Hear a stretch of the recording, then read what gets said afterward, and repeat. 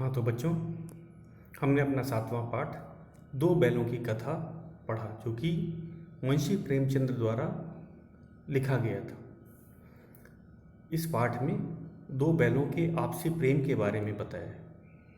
कैसे दोनों साथ रहते रहते दोनों में दोस्ती हो गई और वे एक दूसरे के बिना नहीं रह सकते थे। और हमने ये भी जाना कि पशु भी प्यार का भूखा होता है। वह अपने मालिक झोरी को भी बहुत प्यार करते थे और अंत में एक बार वह बिछड़ने के बाद अंत में अपने मालिक से फिर से मिल जाते हैं। तो आज हम इसके शब्दार्थों को करेंगे। शब्दार्थों के बाद मौखिक प्रश्न को हल करेंगे। तो हम चलते हैं, पहले शब्दार्थ और मुहावरों को अलग अलग करके लिखेंगे, समझेंगे और उनको याद करेंगे। तो बच्चों, हम शुरू करते हैं शब्दार्थ से। आपको शब्दार्थ और मुहावरों को अलग करके लिखना है।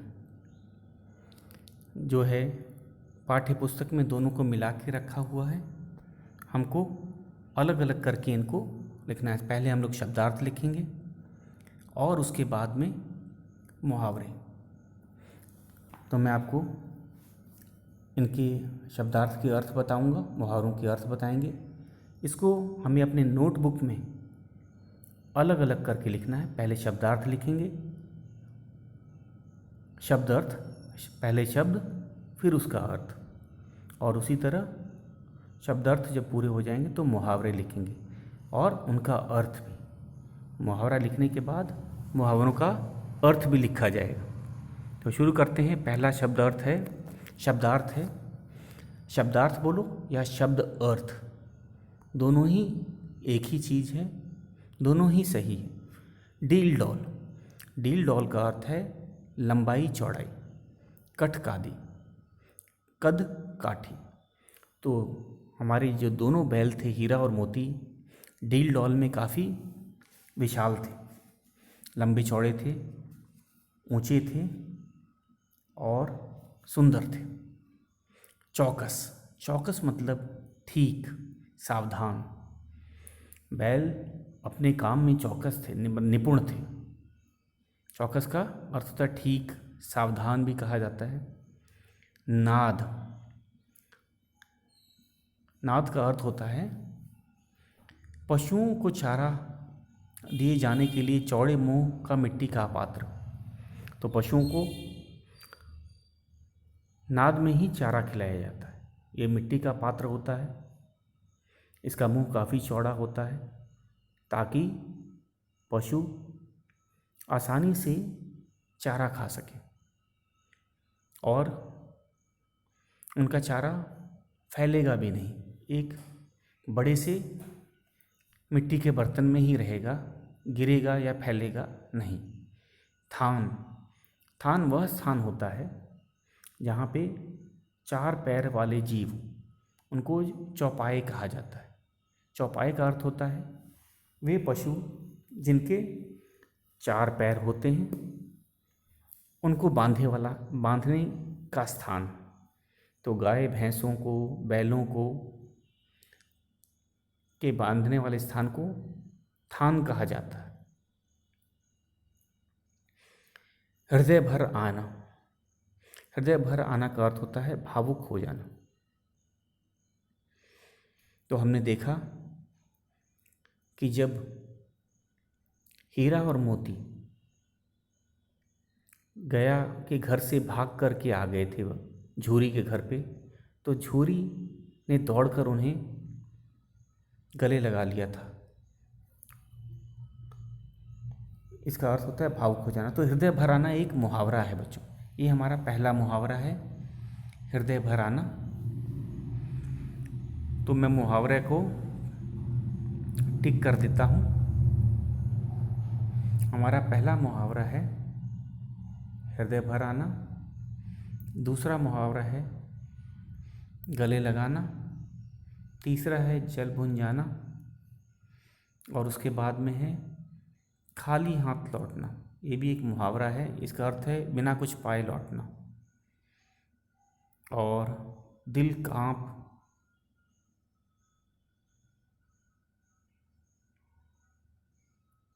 उठना, डर जाना को कहते हैं। और अंतिम है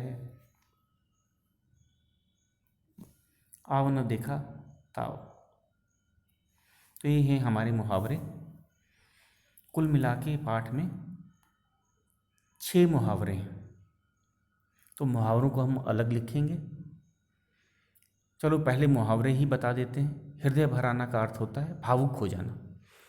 मुहावरे वो शब्दांश हैं, वो शब्दों का समूह है जो अपने शाब्दिक अर्थ से हटकर अलग अर्थ देते हैं। जैसे हृदय भराना, इसका अर्थ, असली अर्थ होता है भावुक हो जाना। हृदय तो भरने वाली चीज़ है नहीं, उसमें पानी या कोई चीज़ डाल के उसे भरा तो नहीं जा सकता। तो इसका अर्थ होता है भावुक हो जाना। गले लगाने का अर्थ होता है प्यार करना। गला लगाना हमारा दूसरा मुहावरा है, उसका अर्थ है प्यार करना। हमने देखा पाठ में, झूरी ने हीरा और मोती को दौड़कर गले लगा लिया। इसका अर्थ है प्यार करना। जल भुन जाना, ईर्ष्या के कारण चिढ़ना। तो जल भुन जाना एक मुहावरा है, उसका अर्थ होता है ईर्ष्या के कारण चिढ़ना। अगला मुहावरा हमारा है खाली हाथ लौटना। खाली हाथ लौटना का अर्थ है बिना कुछ पाए लौटना।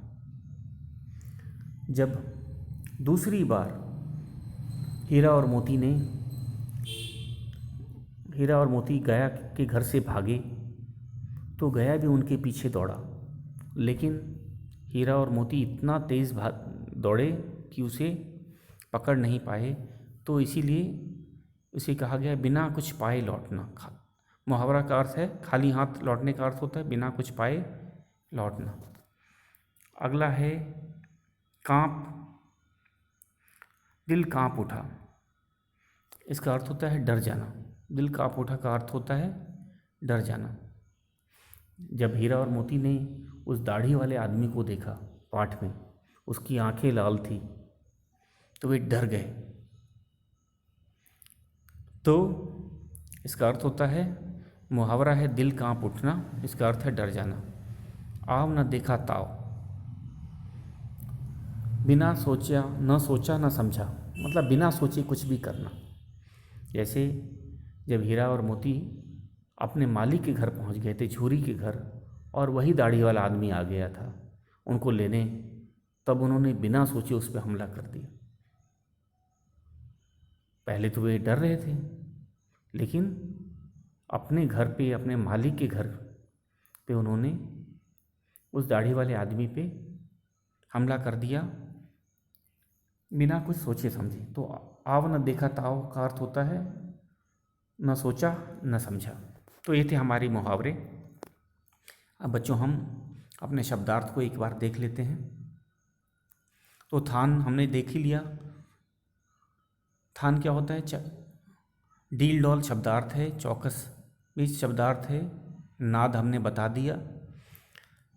थान वह स्थान होता है जहाँ पे 4 पैर वाले पशुओं को बांधा जाता है। उसके बाद है हमारा लाचार। लाचार मजबूर या विवश।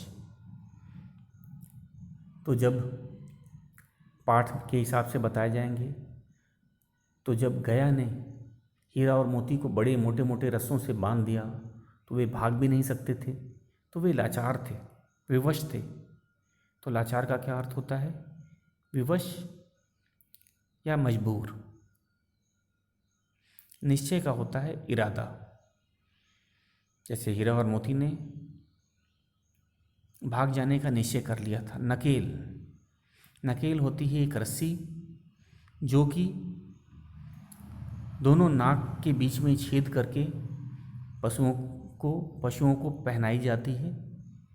नकेल लगाने के बाद पशु को वश में करना बहुत आसान हो जाता है। उसको आसानी से वश में किया जा सकता है, क्योंकि पशु नहीं चाहेगा कि उसके नाक की नकेल को खींची जाए, क्योंकि नाक की नकेल खींचने पे पशुओं को बहुत दर्द होता है। इसीलिए वे आसानी से रस्सी पकड़ने वाले के वश में रहते हैं, उसकी बातें मानते हैं। वार करना मतलब चोट। पाठ में भी दिया गया है कि हीरा मोती ने अपने सींगों के वार से दीवार गिरा दी थी, कांची हौज की दीवार को गिरा दिया था। तो वार का अर्थ होता है चोट करना। सींगों से वार करना मतलब सींगों से चोट करना। संकट का अर्थ हमें पता ही है, मुसीबत। काजी हौंस वह स्थान होता है जहाँ लावारिस पशु रखे जाते हैं। हीरा और मोती भी कांजी हौस में ही बंद थे। खलबली मचाना एक का अर्थ होता है हलचल मचाना। जब हीरा मोती कांजी हौस में गए थे, उन्होंने दीवार तोड़ दी और सभी जानवरों को भगा दिया था। तो अगले सुबह जब कांजी हौस वाले सभी लोग आए तो उनको खलबली मच गई, हलचल मच गई, कहाँ गए जानवर, कहाँ भाग गए। तो खलबली मचना का अर्थ होता है हलचल मचना। नीलाम करना अधिक बोली लगाने वाले के हाथ में बेचना। तो नीलामी में क्या होता है, जैसे काजी हाउस में ही नीलामी हुई थी। जो भी व्यक्ति किसी पशु के अधिक दाम देने को तैयार हो जाता है,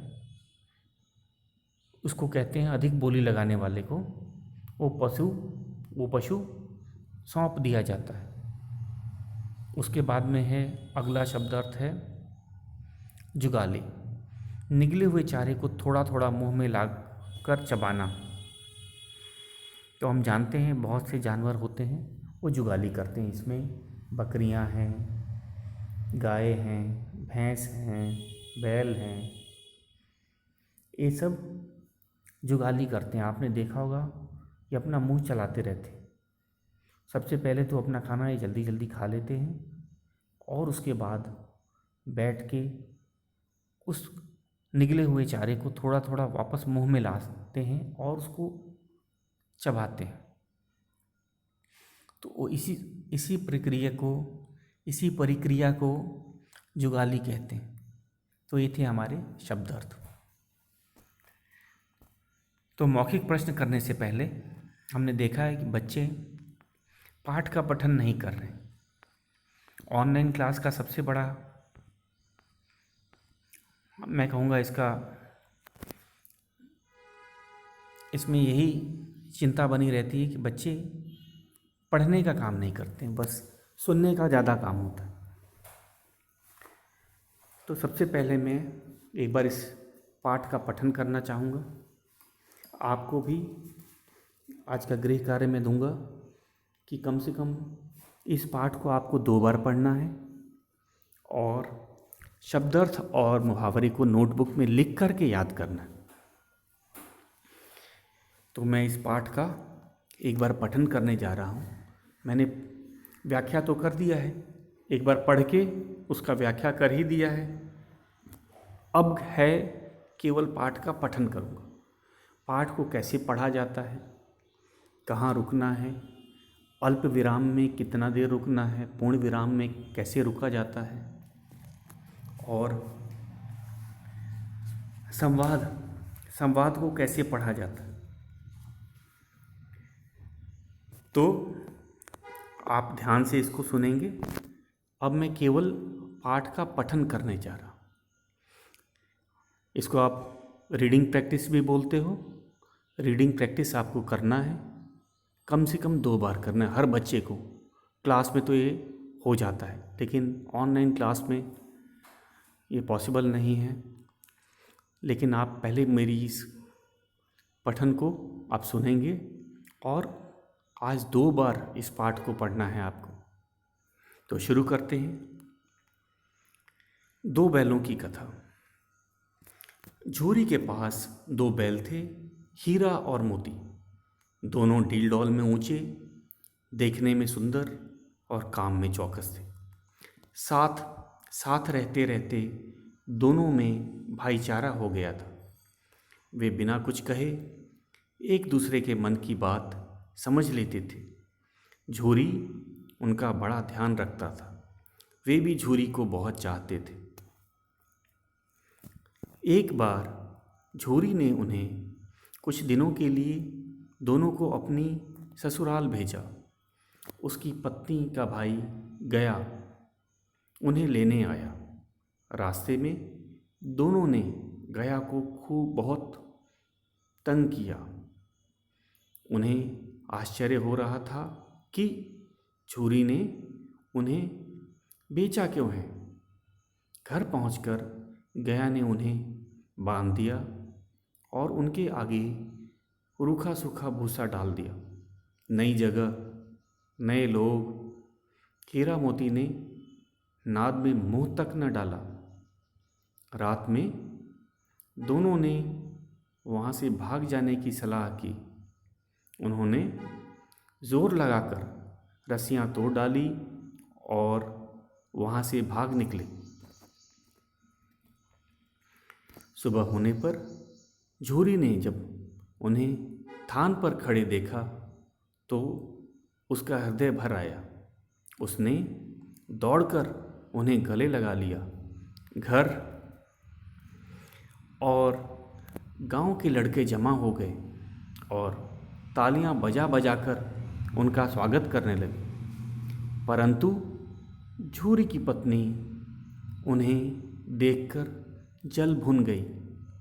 उसने उनके सामने रूखा सूखा भूसा डाल दिया, पर दोनों बड़े खुश थे। अगले दिन गया फिर उन्हें ले जाने आ गया। इस बार वह उन्हें गाड़ी में जोत कर ले चला। रास्ते में मोती ने गाड़ी को गड्ढे में धकेल देना चाहा, पर हीरा ज़्यादा सहनशील था। उसने गाड़ी संभाल ली। घर पहुंचकर गया ने उनसे सख्त काम लेना शुरू कर दिया। वह उन्हें दिन भर हल में जोतता। झूरी ने कभी उन्हें फूल की छड़ी तक से नहीं छुआ था, पर गया जब तब उन्हें खूब पीटता। मोटे रस्से से बांधकर उनके सामने रूखा सूखा भूसा डाल देता। दोनों लाचार निगाहों से एक दूसरे को देखते रहते। गया के घर में एक छोटी सी लड़की रहती थी। बैलों की दुर्दशा देखकर लड़की को उन पर दया आती थी। वह रात में चुपके से आकर उन्हें रोटी खिलाती। उसके प्यार के सामने दोनों बैल अपनी मार और अपमान भूल जाते, लेकिन अब उनसे और सहन नहीं होता था। दोनों ने वहाँ से भागने का निश्चय किया। रस्सा बहुत मोटा था, तोड़ना आसान न था। मोती रस्से को चबाकर तोड़ने की कोशिश करने लगा। तभी वह लड़की वहाँ आई। लड़की ने सुबह घर में सुना था कि आज हीरा मोती की नाक में नकेल डाली जाएगी।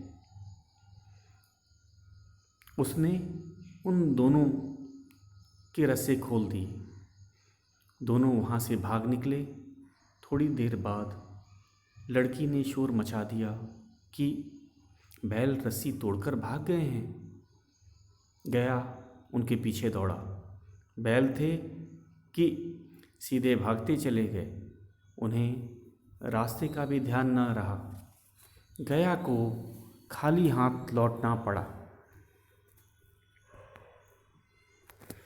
हीरा और मोती ने आज़ादी की सांस ली। रास्ते में उन्हें एक सांड मिला। सांड हीरा मोती की ओर लपका। दोनों के होश उड़ गए। भागना बेकार था, इसलिए दोनों ने हिम्मत से काम लिया। सांड ने हीरा पर वार किया तो मोती ने पीछे से उस पर सींगों से चोट की। सांड मोती की ओर पलटा तो हीरा ने उस पर सींग चला दी। सांड घबरा गया। दोनों ने मिलकर उसको जख्मी कर दिया। सांड भागा। हीरा मोती ने दूर तक उसका पीछा किया। सांड बेदम होकर गिर पड़ा। दोनों ने उसे छोड़ दिया।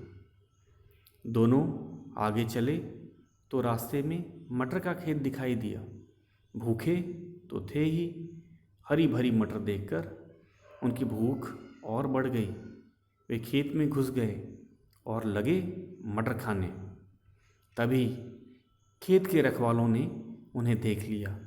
उन्होंने दोनों को घेर लिया। हीरा तो भाग निकला पर मोती का खुर कीचड़ में धंस गया। वह न भाग सका। उसे संकट में देख हीरा भी वापस आ गया। दोनों को पकड़कर कांजी हौस में बंद करवा दिया गया। हीरा मोती ने देखा कि कांजी हौस में और भी बहुत से जानवर थे। भैंसें, घोड़ियाँ, घोड़े, गधे, सब के सब मरियल, कमज़ोर, दुबले पतले। सारा दिन हीरा मोती को खाने पीने को कुछ न मिला। रात हुई। मोती ने हीरा से कहा कि दीवार तोड़कर बाहर निकल चलते हैं। उसने सींग से दीवार पर चोट मारनी शुरू की। 2-4 चोटों में ही थोड़ी सी दीवार टूट गई। उसका उत्साह बढ़ा तो उसने दीवार को और ज़ोर से धक्का मारा। आधी दीवार गिर गई। दीवार गिरते ही घोड़े, घोड़ियाँ, भैंसें और बकरियाँ भाग गई। मोती ने गधों को भी सींग हिला हिला कर भगा दिया, पर हीरा भाग चलने को तैयार न हुआ। उसने मोती से कहा कि वह भाग जाए, पर क्या मोती अपने मित्र को छोड़कर जा सकता था? वह भी हीरा के पास आकर लेट गया। सुबह होते ही कांजी हौस में खलबली मच गई। हीरा मोती को मोटे मोटे रस्सों से बांध दिया गया और मरम्मत हुई सो अलग। 1 सप्ताह तक उन्हें तिनका तक न खाने को न दिया गया। बस दिन भर में एक बार पानी जरूर दे देते थे। दोनों इतने कमज़ोर हो गए कि उनसे उठा तक न जाता था। उनकी हड्डियां निकल आई थी। एक दिन काजी हौस वालों ने हीरा मोती को नीलाम कर दिया। लाल लाल आँखों वाला दड़ियल आदमी को देखते ही दोनों के दिल कांप उठे। वह आदमी उन्हें लेकर चल दिए। रास्ते में गाय बैलों को मज़े से जुगाली करते देख उन्हें अपनी दशा पर रोना आ रहा था। तभी दोनों को लगा कि रास्ता तो जाना पहचाना है। वही खेत, वही बाग, वही गांव जिस रास्ते से गया उन्हें ले गया था। हमारा घर पास ही है। ऐसा सोचते ही दोनों की चाल तेज़ हो गई। सारी कमज़ोरी गायब हो गई। दोनों में न जाने कहाँ से दम आ गया और वे तेजी से भागे। दोनों भागकर सीधे अपने घर, अपने थान पर जा खड़े हुए। झोरी द्वार पर ही धूप खा रहा था। बैलों को देखा तो खुशी से दौड़ पड़ा और उनसे लिपट गया। तभी दाढ़ी वाला हाँफता हाँफता आ पहुँचा और बैलों की रस्सी पकड़कर बोला कि बैल मेरे हैं। मोती ने आव न देखा ताव झट से दड़ियल पर सींग चला दिए। दड़ियल जान बचाकर वहाँ से भागा।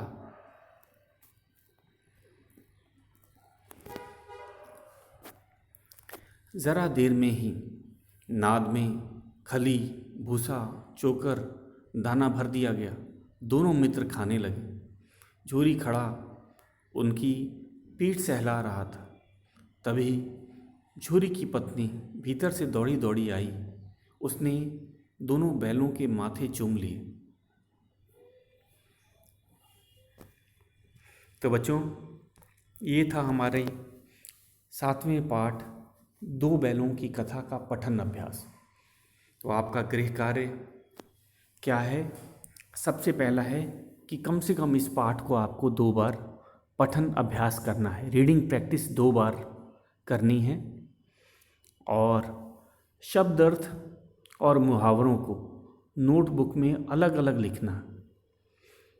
पुस्तक में दोनों आपस में मिले हुए हैं। आप क्या करेंगे?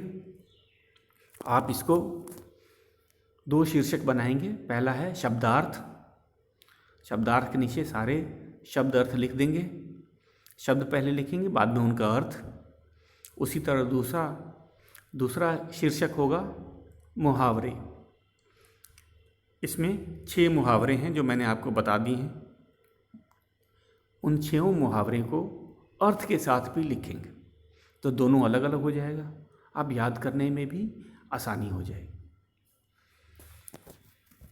अब हम अपने मौखिक प्रश्नों को करेंगे।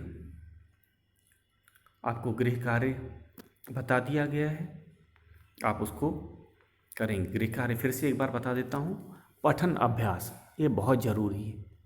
हमारा ऑनलाइन टीचिंग के कारण या फिर हम कह सकते हैं वीडियो के कारण, ये ऑनलाइन टीचिंग के कारण या वीडियो के कारण पठन अभ्यास बिल्कुल नहीं हो पा रहा।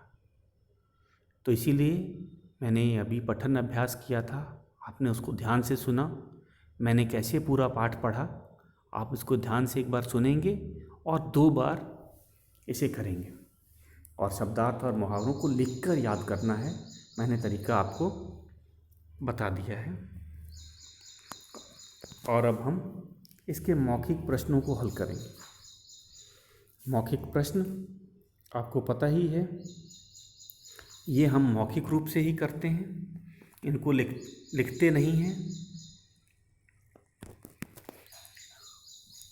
और लिखित प्रश्नों को ही हम अपने नोटबुक में लिखते हैं।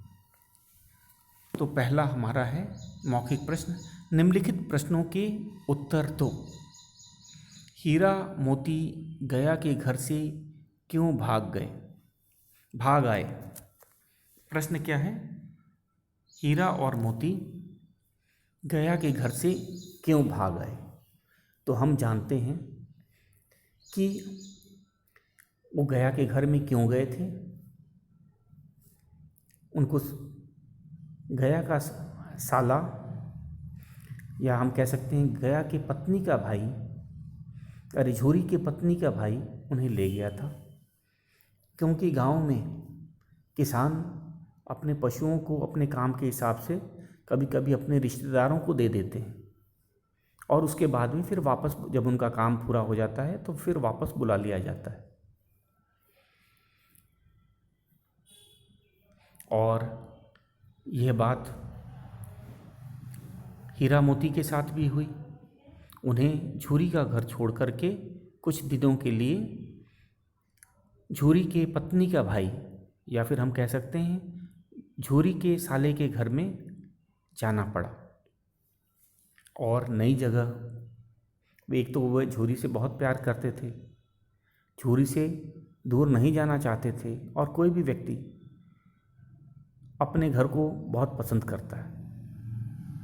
और नई जगह, नया घर, और गया के घर में उन्हें प्यार भी नहीं मिला था।